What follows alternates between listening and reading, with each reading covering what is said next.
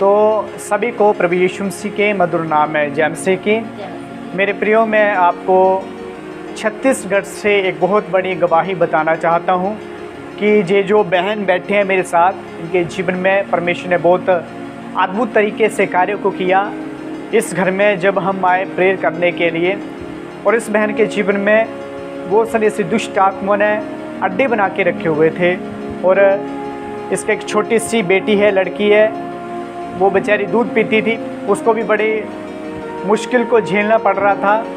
परंतु हम देखते हैं कि इस बहन के जीवन में परमेश्वर ने इतना अद्भुत तरीके से कार्य किया। बहन ही आपको बताएंगे, इस गवाही की तरफ हम आपको लेके चलेंगे। बहन जय मसीह की, आप हमारे दर्शकों तक बताएंगे कि आपके जीवन में कैसे परमेश्वर ने कार्य को किया। आप अपनी गवाही को शेयर करें, आपके जीवन में क्या क्या घट रहा था। पहले मुझे पता भी नहीं था कि मुझे दुष्ट आत्मा ने झगड़ा है कहकर। जब मेरी जेठानी थी ना, उसके बच्चे नहीं हो रहे थे 9-10 साल से, तब वो फास्टर भैया को हिमाचल से लेकर आई यहाँ पर जी। करवाने। तो मैं पूछना चाहता हूँ कि जब आपकी जेठानी जी, आपकी जेठानी का मतलब कि कोई भी संतान नहीं होती थी, 9 साल हो गए थे उनको, कोई भी संतान नहीं थी उनके आगे, और उन्होंने किस पास्टर को बुलाया?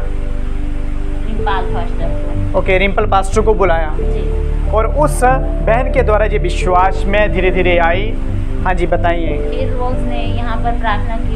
फिर मैं बैठ भी नहीं रही थी, मैं मसीह को नहीं जानती थी। वो जानती थी पर मैं नहीं जानती, मेरे घर परिवार कोई नहीं जानते थे, मेरे माँ बाबू जी, मेरे पति कोई भी नहीं जानते थे। फिर ना मेरी दीदी भी जानती थी, बस मेरी जेठानी है वो। फिर ना वो आई, फिर प्रार्थना करवाई, फिर मेरे लिए करवाई। तो फिर मुझ में इतना दुष्ट आत्मा था कि ना बहुत रो रही थी, चिल्ला रही थी। मुझे मालूम भी, मुझे होश भी नहीं था कि मुझे क्या हो रहा है, कैसे हो रहा है, मेरे मुंह से क्या हो रहा है, मुझे पता भी नहीं था। फिर भैया ने मुझे बहुत प्रार्थना किए। फिर मेरे परिवार बहुत तकलीफ में थे।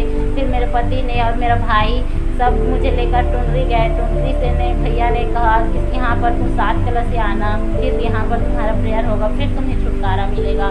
फिर मैंने 7 कलशिया वहाँ पर 100 किलोमीटर पड़ता है यहाँ से, वहाँ गई। फिर वहाँ पर मेरा भाई भी गया। मेरे भाई मुझे, मेरा पति और मेरे भाई पकड़ कर लेते थे। फिर गाड़ी से कूदने भी वाली थी, फिर भी ना वो ऐसे कैसे कर उस मुझे पहुँचाते थे।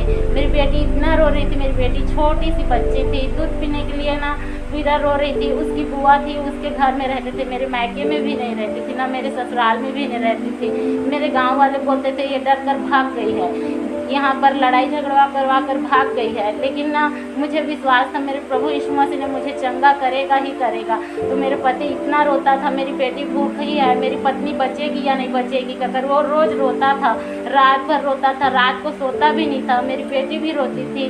भैया ने इतना प्रार्थना किया, उसके पापा जी ने प्रार्थना किया, उसकी सिस्टर ने प्रार्थना किया, बहुत प्रार्थना की है। टुंडरी वाले दीदी ने, भैया ने, वो भी बहुत प्रार्थना किए मेरे लिए, रात भर प्रार्थना किए। इतना मेरे सर में इतना दर्द होता था कि ना मैं पूरा ना अब कुछ खा कर मर जाऊँ, इतने जैसे लगता था। फिर ना प्रभु ने मुझे इतना विश्वास दिया कि तू डर मत, मैं तेरे साथ हूँ कहता था।